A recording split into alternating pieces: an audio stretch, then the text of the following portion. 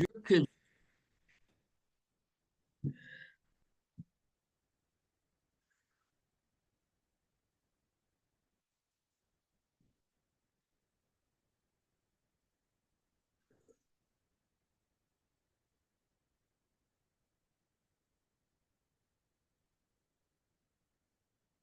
All right.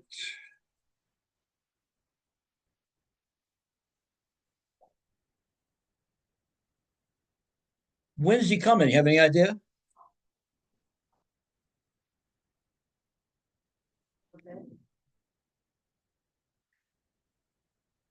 So he's going to bring his own stuff, huh? Boy, he's got some nerve, huh? He pulls up and says, "What do you have in the refrigerator?" And then decides whether he'll join us. Yeah,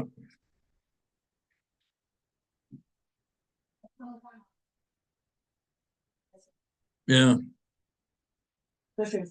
Watch your foot there.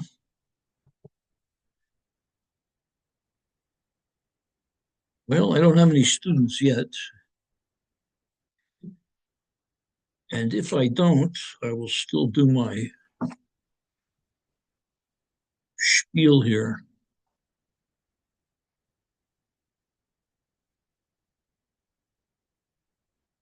There we go. There we go.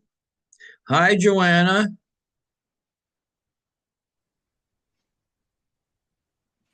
How's Joanna doing? Okay. Can you hear me, Joanna?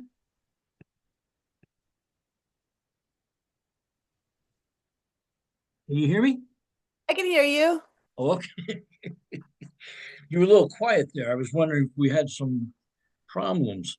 Just I you and wasn't me? sure either. Just I be guess you it's and just me you and I. today? Yeah. How you been doing in this class?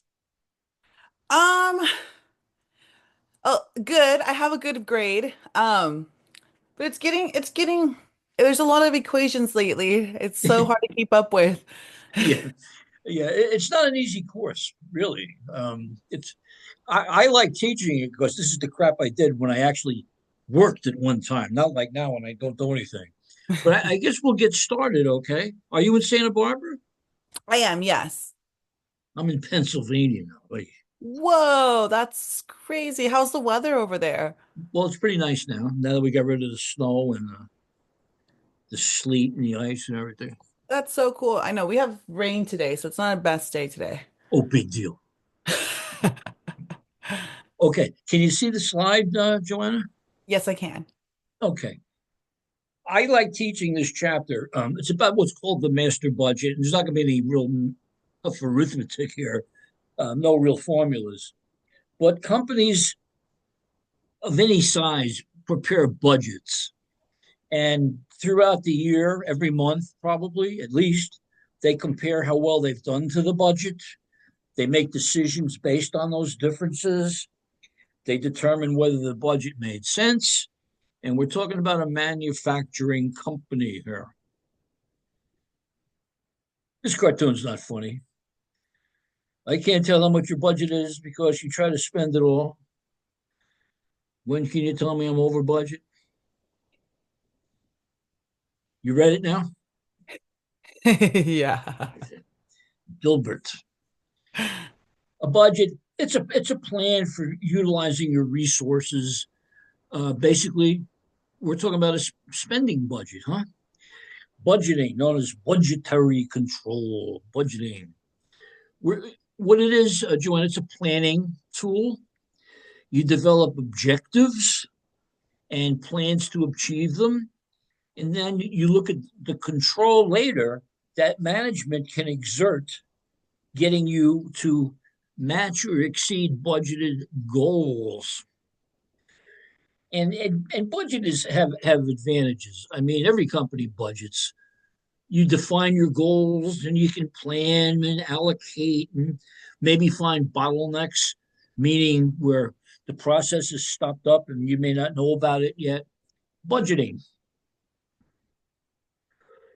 What responsibility accounting? This is an interesting thing we'll talk a little bit about. Responsibility accounting works this way.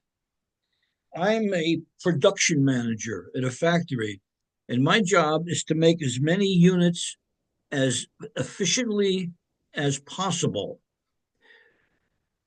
I am handed the budget from the upper management, and they say, here's your budget. Well, I look at the budget, and I'm not sure it's really been done properly. If they let me participate in my area's budget, I buy into it more and would really work hard to keep it in line. So you want to have the responsibilities going down to the lower level people. I mean, the guy who runs a particular machine, he knows what he can do. Talk to these people. And budgets are typically for a 1 year period, matching up with the fiscal year. The controlling continuous budget, one that rolls forward, we used to call that a short range estimate. We have a 12-month window, and January ends, you drop in the actual numbers and start with the next budget. And here we go. We're back. This is like the responsibility budget. The supervisors are all involved here, huh? The purchasing supervisor, maybe human resources, purchasing, production, huh? This is the one all managers participate in. They are often, I'm going to say they're always more accurate than what the bosses pull out of their head upstairs. And it motivates people. When you've bought into the budget, you're going to do your best to make yourself look good. And a manager who's not able to meet a budget will always claim it's unrealistic. How could you give me this budget? You guys don't know what you're doing. Now, take a look at this. This is the guts of what we're going to be doing today. We are going to come up with a budget for sales. That's the big driver to start. Nothing can be done until you know how many items you're going to sell and when you think you're going to sell them. Once we have the sales number, we can turn to a production budget. And production costs are material, labor, and overhead. We're going to have budgets for those.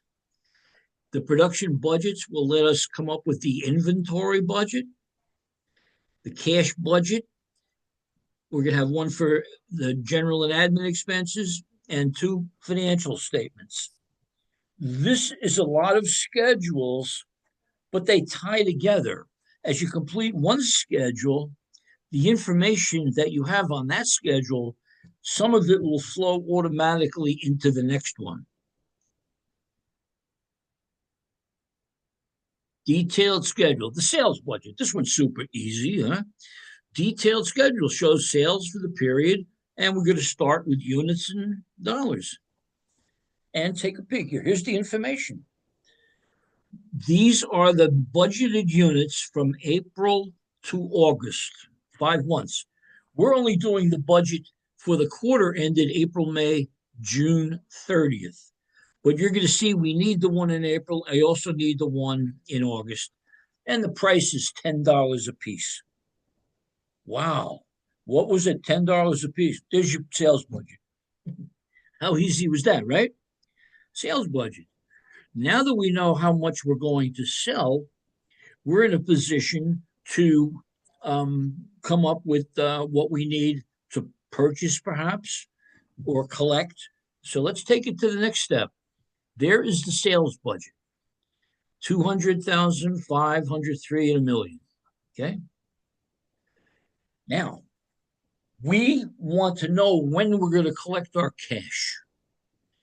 And this is a little complicated just at the beginning. Once you do this a little bit, it's not hard at all. But we're assuming all our sales are on account. That's all we're talking about at this point. Sales on account. We've already collected cash sales. Royal collects 70% in the month of the sale, then 25% in the next month. And they don't think they're going to collect 5%. They never collect it. Well, the balance at the end of March AR was $30,000. So we have a nice schedule here, and you'll have this in your grids when you go into Cengage. Is it Cengage you guys are working with, or what do they call that program? Um, no, it's Mc McCarthy McGraw Hill? McGraw, yes. Yeah, it's on the tip of my tongue. So look what we have here: April, May, June. Well, in April, we know we collect what's ever in accounts receivable because they said 75 the first month and the rest the second month. So that's kind of given to us. April sales, 70% are collected when? In the month of the sale. 70 times 2, 140,000 collected in April for April sales. 25% or 50,000 collected in the second month. Make a little bit of sense? Yes. And we're going to do the same thing with May.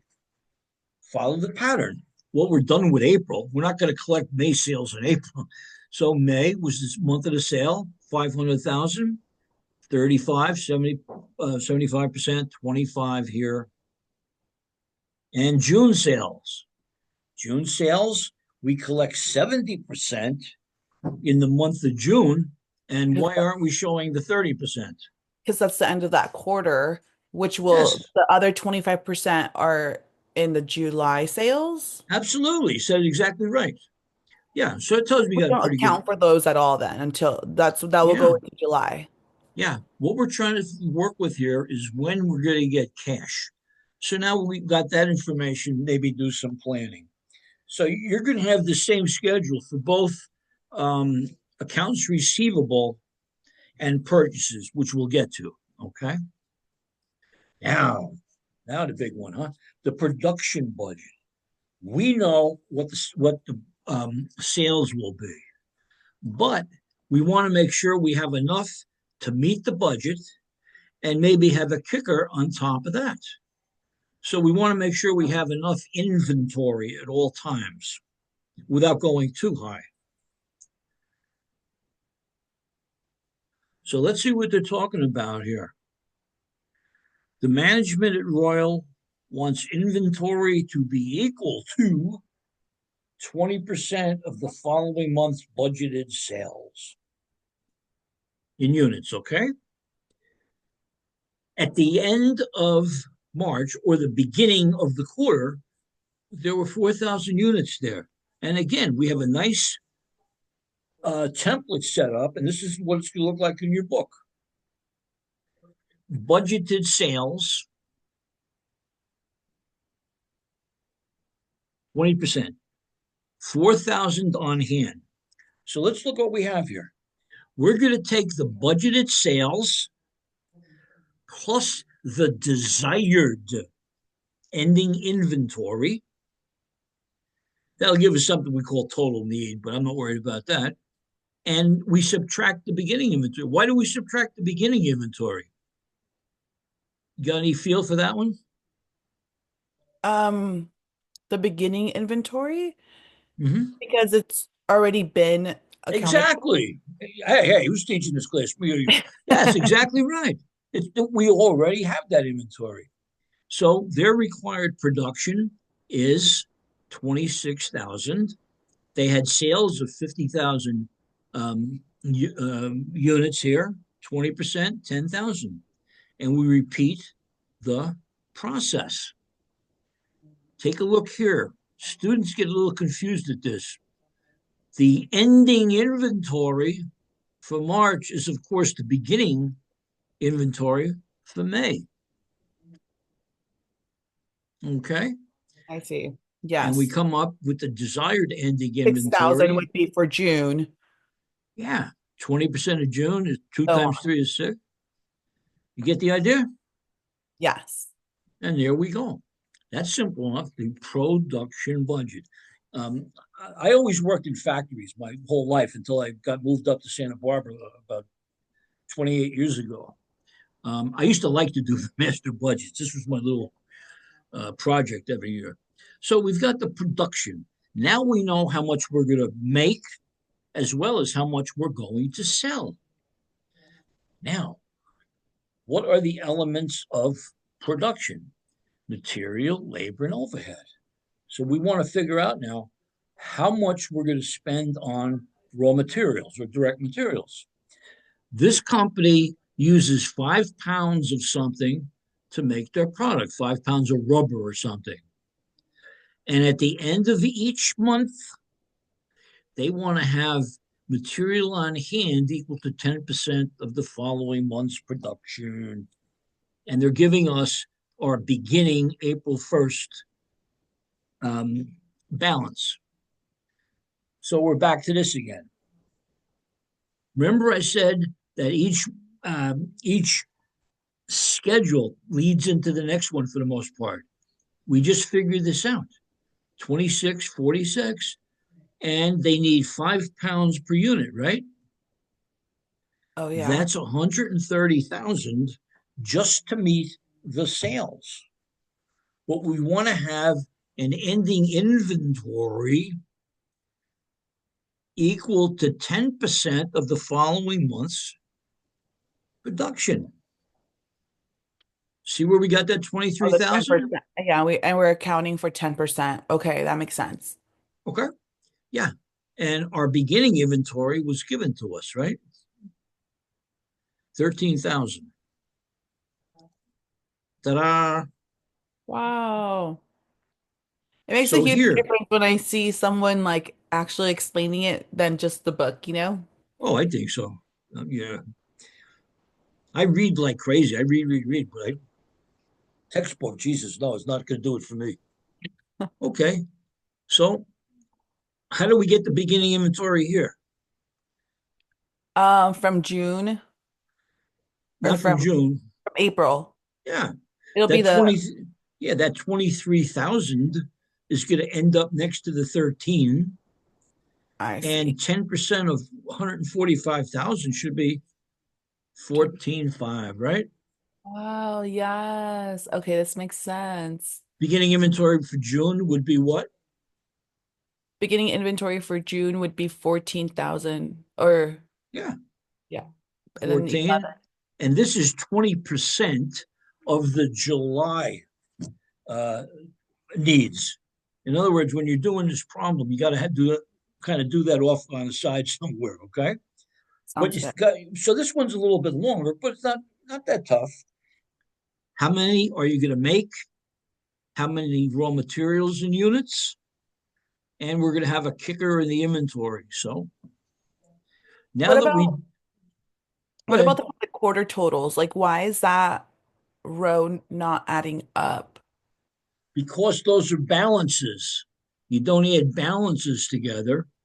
What was the balance in the inventory at the beginning? Oh, and then we subtract what was the end? No. Yeah, the beginning balance was the 13,000, right? They gave that to us. Yeah. Well, if it was the beginning balance for April, it was also the beginning balance for the quarter. I see. Okay. That And makes the sense. ending balance at the end of June is the same thing as the ending balance end of the quarter. Okay. Quarter. I see. Perfect. Not too bad. The labor. Oh, here, they're explaining how we got that 11,500. They threw that July column out there for us. Okay. Well, you're not in the classroom. In my class, I make people do these schedules in pencil. All right, here we go. And here's our direct labor budget finished up. We had the 140, the 221, and the material is 40 cents. Just multiply it out, and there are the totals. I don't know why they didn't finish this, put total dollars here or something. And you would certainly add the 56 and the 88 and the 56 over here. Okay. For the quarter of materials. Yeah. Yeah. I don't know why they don't add that across. They could have. Now, remember we did the cash receipts? Now we're going to do the cash disbursements. And in this particular example, they make it a little bit easier. It costs 40 cents a pound for this stuff, right? One half of the purchases are paid in the month of the purchase, The other half is paid the following month. And again, they're giving us the beginning AP balance. Well, we know whatever the balance is at the end of March is going to be paid in April, right? By Half of the definition. balance, right? Make sense? That's half of it. In this case, it comes out to half of it. And the other one, it would have been the 30%, I think, or 25%. Oh. So we know we're going to collect April for sure. April's purchases, we're paying half this month, half next month. Same thing with May, half this month, May, half there. And again, June, we don't care about the second half, just the first half. So just like that, there's your cash disbursement schedule. That's not too hard. Now management knows when they're going to spend their money. 40,000, then 72 and 73 cash disbursements. And at the end of these slides, we're going to do a cash budget, and all of these schedules are going to come together. Direct labor budget. I'm gonna bust your chops just a little bit here, real quick. At Royal, each unit of production requires 0.05 hours of direct labor. How many minutes is that? Um, Don't say five, please. a minute and 20 seconds? Huh? A minute and 20 seconds? No, no. How many minutes in an hour? 60, right? 60. What's 60 times 0.05? 3. You see, I did It's 3 divide. minutes. Oh, 3 minutes. Yeah. Students make that mistake all the time. You'll I tell them divided. that, I divided. yeah, you'll say that they use 4/10 of an hour. And immediately students go, that's 40 minutes. No, it's 24 minutes. I'll tell you a silly story if I might. When I moved up to Santa Barbara, they had a little problem with this factory where the payroll was getting botched up somehow a little bit. And I changed the system from hours, I changed it from fractions of, what am I trying to say? They used to get minutes. I changed it to fractions of an hour. And boy, that just drove everybody nuts at first. It got to the point after the first week, I made up cards, laminated cards saying 24 minutes, you turn the card around is 0.4. And then they understood. Okay, so we know it's 3 minutes. We don't Easy. really care. 3 minutes. Everybody's going to get paid 40 hours due to a union deal, no layoffs. In exchange for that, they agree to work for $10 an hour, and there's no overtime pay. And for the next 3 months, the workforce will be paid for a minimum of 1,500. So they're making something rather easy sound a little more complicated than it really needs to be. Okay, how many are we going to produce? We just got this from our production budget. How many? 3 minutes or 0.05. So it requires 1,300, 2,300, and 1,450. But what did they say back here? They are guaranteed 1,500 hours. So what would be the guaranteed hours here in April? 1,500. Yeah, 1,500, 1,500, and it happens to be 1,500. Here, they're going to work a lot more than 1,500, but that's okay. So that's a little kicker they throw in. And we know they pay $10 an hour. Not too tough, huh? The labor budget, direct labor. Let's go to the next one. Material, labor. What comes after that? Overhead, right? Overhead. Now, we're going to talk about variable and fixed. Royal has a variable manufacturing overhead rate of $1. Every time they make one unit of whatever they're doing, it's going to cost them $1 in overhead. Just like our applied and unapplied, that's what they're applying, $1 per unit. The fixed cost is 50,000 per month, but that includes non-cash expenses like depreciation. Again, the the template is quite easy. What's our variable cost? Again, we're using the production times a dollar. That's what they told us. The fixed cost was 50, right? 50, 50, 50, 50. What we want to subtract, before I talk about that, the total overhead expense is 76,000. There's your overhead budget right there. That's the final part of your overhead budget. But we're going to take it a step further and make a note that 20,000 of that 76 is amortization or depreciation. So that when we subtract, we have two things. We've knocked off two schedules here, really. We know the total overhead cost for April is 76, but how much of that is cash? 20,000 or fit the cash That's the is non-cash. the 56,000, the Yeah, yeah, disbursements. you're right. Good. The total manufacturing overhead expense per gap includes depreciation. But we're going to do a cash budget later. So this is a good opportunity to come up with the cash number. Okay. That 76,000 only requires cash payments of 56. Here's your overhead budget. The finished goods inventory budget. Okay. We haven't gotten into what are called standard costs. I think that's the next chapter, but this is similar to that. We can now figure out our ending inventory, and they apply overhead based on units on the basis of direct labor hours.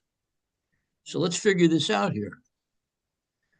Remember, they use 5 pounds at 40 cents. So each unit, and now what we're doing is getting the cost of just one item, $2.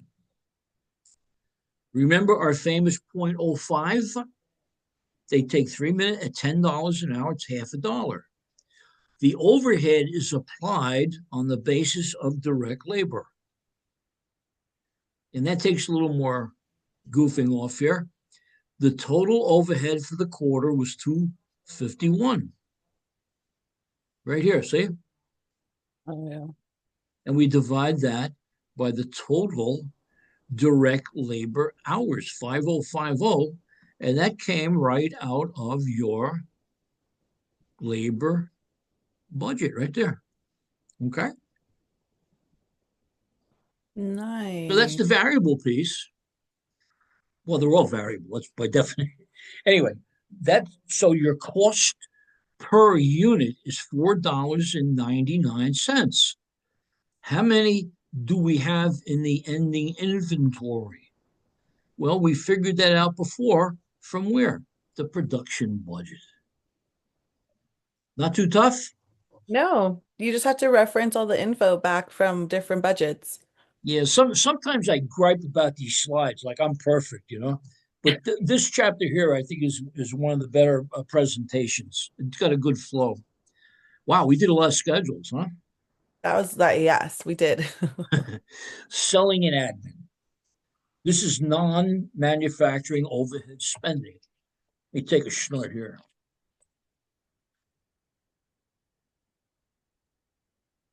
Whoa, is that good whiskey? You don't know who Jackie Gleason is, do you? No. My goodness, you young guys. Anyway, selling and admin has the same thing, a variable and a fixed element, and it also has depreciation. So this is the exact layout as the direct labor almost. Budgeted sales, they said 50 cents per unit sold. Fixed is 70, less the 10 for depreciation. 70,000, 80, there it is. Not Okay. too bad if you got you understand the variable versus the fixed world. Okay. Yeah, makes sense. I think you're pretty good with this one, huh? Yeah, that's probably my forte. I do a lot of admin work, so it relates. Oh, good. Where do you work, if I may ask? Uh, I'm a bookkeeper for a paint store in town. For So who? a paint store in town, Santa Barbara Paint Depot. Oh, wow. Wow. Yeah, you could be teaching this course tomorrow. Are you No, kidding no, me? no, no. I'm not there yet. Okay, now we My come to the stuff was big one. more learned hands-on. All right, you ready for the one that the students always fight with? The Let's do it. cash budget.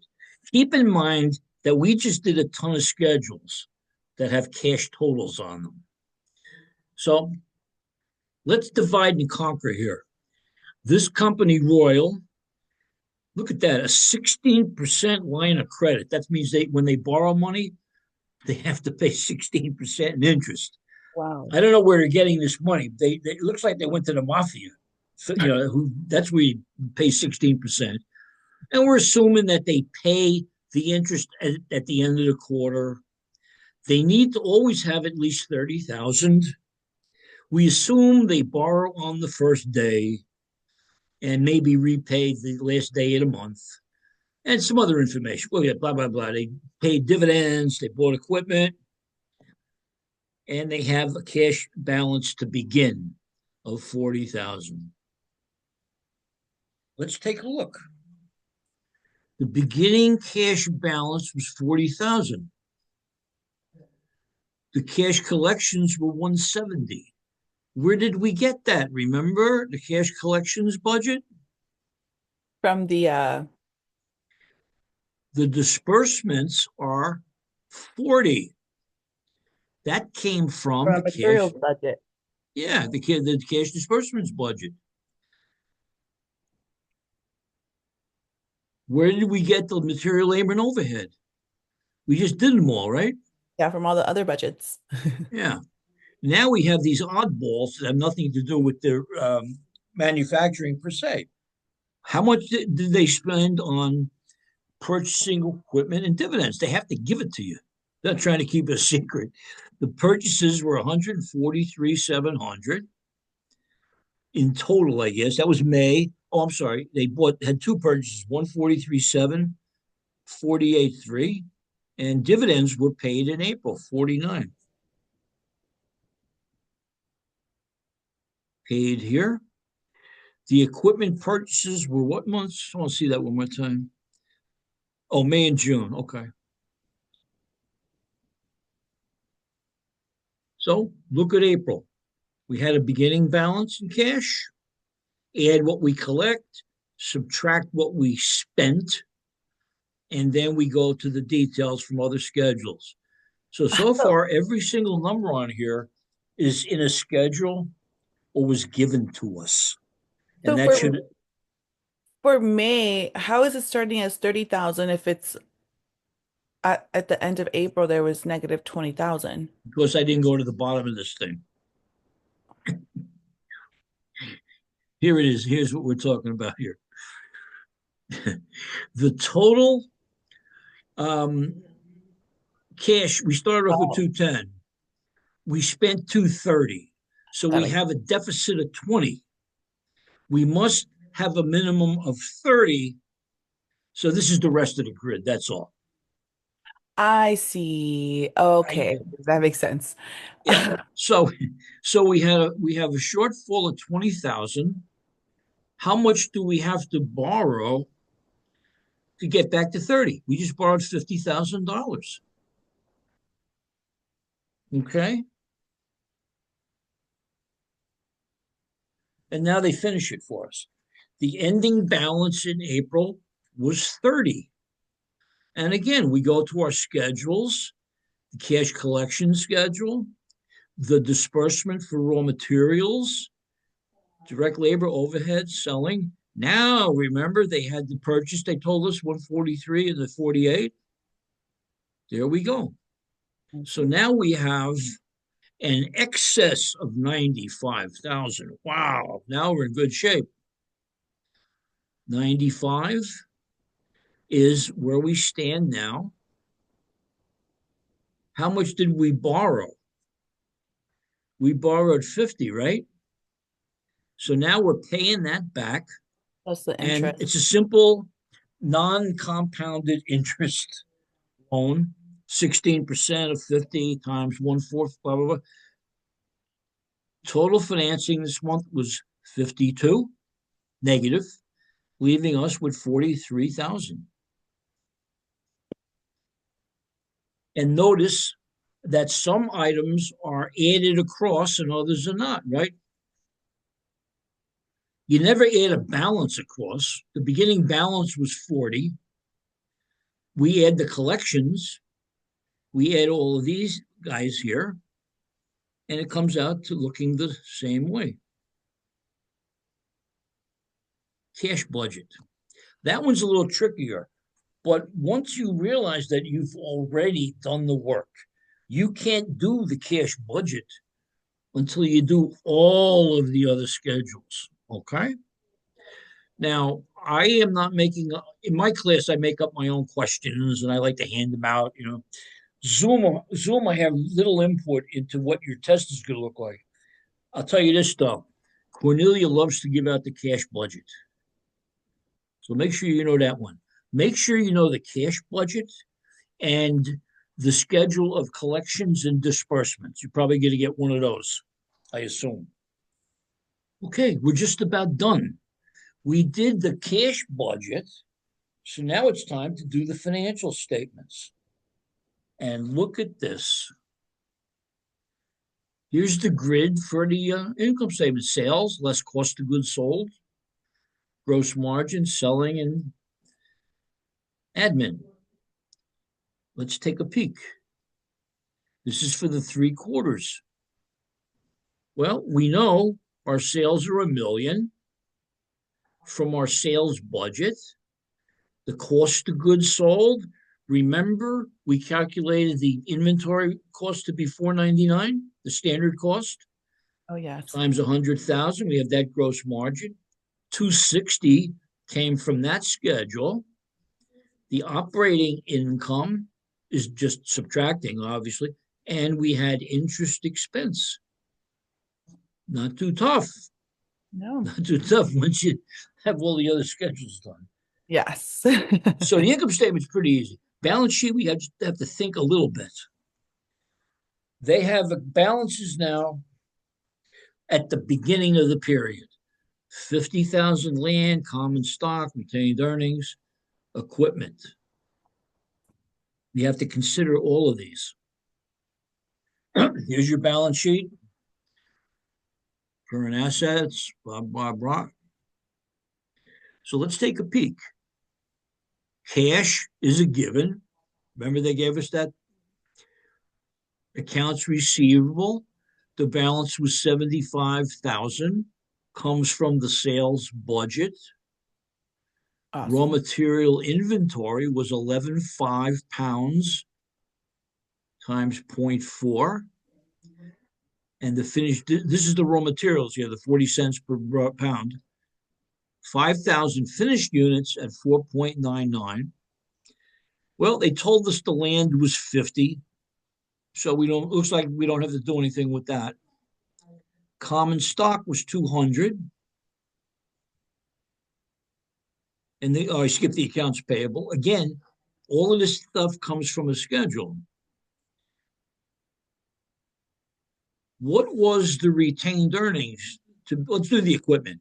The equipment was 265 to begin with. And then we had the 103, whatever that was. Those two, remember those two numbers?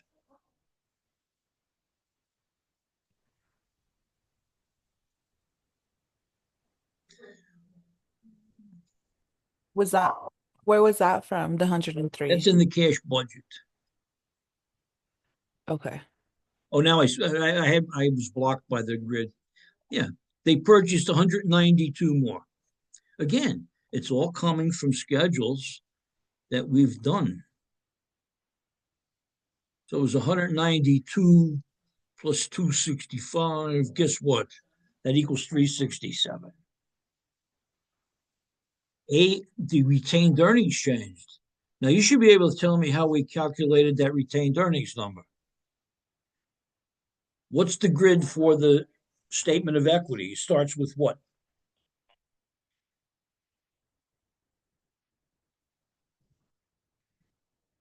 Starts with the beginning equity. Minus the ending equity. No, no. Retain. I shouldn't say equity. We're just doing one portion of the equity. Oh, Retained the earnings ending. was 146, 150. What do you add to it at the end of the month, and what do you subtract from it at the end of the month? The beginning and the ending? No, you're making it too hard. It's The right in front of same. you. The beginning was 146, 150. We add, you see where it says net income? We add the net income and subtract the dividends. I see. From the total sales. Yeah. So we have 146, 150 to begin with, and we had net income of 239 minus whatever the dividends were. So that went from 146 up to 336, 150. 146, 150 plus the profit, which was on our scale, which was 239 minus the dividends. You notice you don't see the dividends on the balance sheet. You never do. You Okay. never do. It's all going to get rolled into retained earnings. What is retained earnings, Joanna? Can you tell me in a Like liabilities, like or like common stock, You are wrong. Retained earnings. You start a business in 1990. You have no retained earnings. You're starting. You make a profit of $10,000. Retained earnings goes up by 10. You make 20 the next year, it goes up. In other words, it profit. retains earnings. It represents the accumulated profits of the company from day one until now. I see. So will Less they it, always be going up or can they go down? it goes down with the dividend. Oh, Uh, I'm talking about my other class, 230. They just learned that no matter what kind of a dividend it is, cash or stock, you debit retained earnings. So anyway, that was a digression. Oh, here we go. Here's the calc. I didn't realize we had the calculation right in front of us. perfect. My young grandnephew and nieces and a bunch of nuts are coming over here shortly. I just thought I heard them. Oh, fun. Okay, not that bad a chapter. I think it's kind of interesting myself. I don't know. Does Was your this place do chapter eight or budgeting? nine? Was this chapter eight? 9. Nine? Okay. I thought Why? I We were had supposed to be on chapter 8? no, Oh, wait, I I think thought this was chapter 8, wasn't it? I think it is chapter eight. I think it started with saying it was chapter eight. Yeah, yeah. I think that last slide is incorrect. Call it whatever you want. 8 or 9. No, chapter 8 is right. Perfect. No, I think it's pretty straightforward. Yeah, it is. It's just a little bit of It discipline might knowing even that be you. chapter six, actually, or chapter six, I think. What was chapter 6 on the? No, the last chapter we had was chapter five, so I think this might be chapter six. Okay. Yeah, and the All I know is problems. that this is the one we're supposed to be doing today, right? Okay, perfect. Hey, you take care, Joanne. Okay. You too. Thank you. Have a good day, Bob. You take. Bye bye. Thanks. Bye.